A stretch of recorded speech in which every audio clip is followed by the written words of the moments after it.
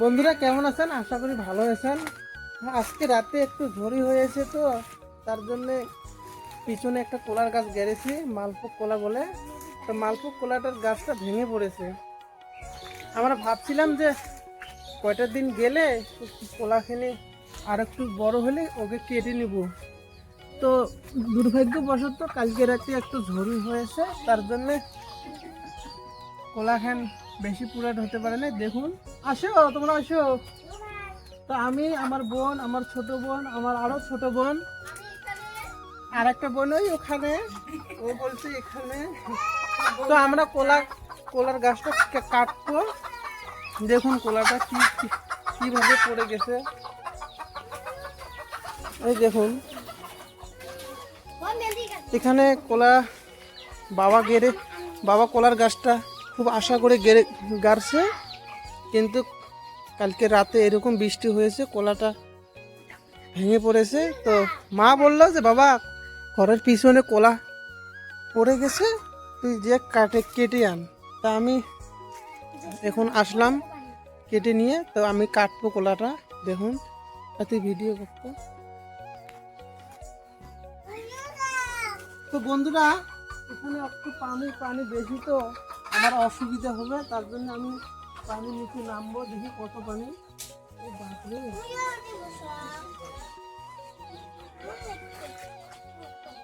বন্ধুরা, কলার সাইজটা একদম বড় বড় হয়ে গেছে, কিন্তু আর কয়েকদিন গেলে কলাটা আরো বড় হতো। কিন্তু আর রাখবো না, যেহেতু পানিতে পড়ে গেছে, তো তার জন্য আর বেশি দিন রাখবো না।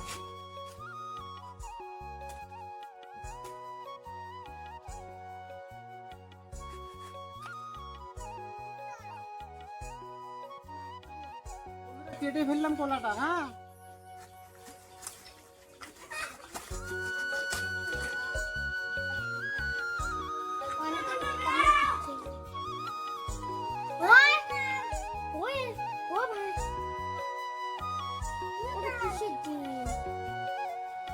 দেখুন কত বড় কলা এটা।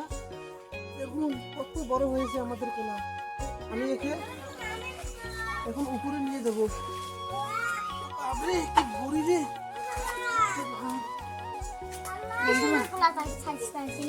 বন্ধুরা, এ হলো দেশীয় মালভোগ কলা। খেতে খুব, এই কলাটা খেতে খুব সুস্বাদু। আপনারা কে কে খাবেন আমাকে কমেন্ট করে কিন্তু বলবেন, কে কে এই কলাটা খাবেন। নিশ্চয় আমি আপনাদেরকে পৌঁছায় দেব। আমি এখন বাড়িতে নিয়ে যাবো। বন্ধুরা আসো।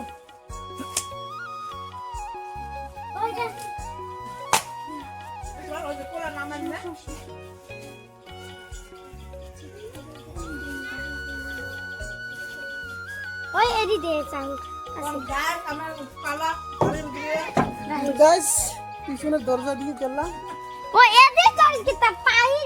আমাদের কলা কিরকম হয়েছে, খালি আর কয়টা দিন গেলে কলাটা আরো একটু বড় হলে না, এটা আরো খুব সুস্বাদু হতো।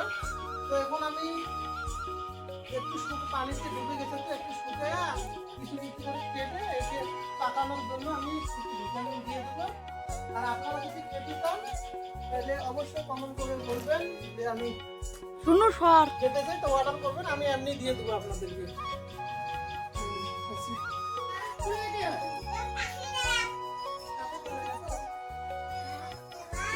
এরা হলো রাক্ষস গাছ, এরা হলো রাক্ষস। এরা ভাবছে কাঁচাতে খেতে ওদের বলে মন চায়। তো এটা হলো আমার বাড়ি। তো গাইস, আমি আসাম থেকে বলছি, ধুবড়ী ডিস্ট্রিক্ট থেকে। আমাদের ভিডিও যাদের কাছে যাবে অবশ্যই একটা লাইক করবেন আর একটা ফলো করবেন। আমরা একদম নিত্য নতুন গরিব গাইস, একদম খুব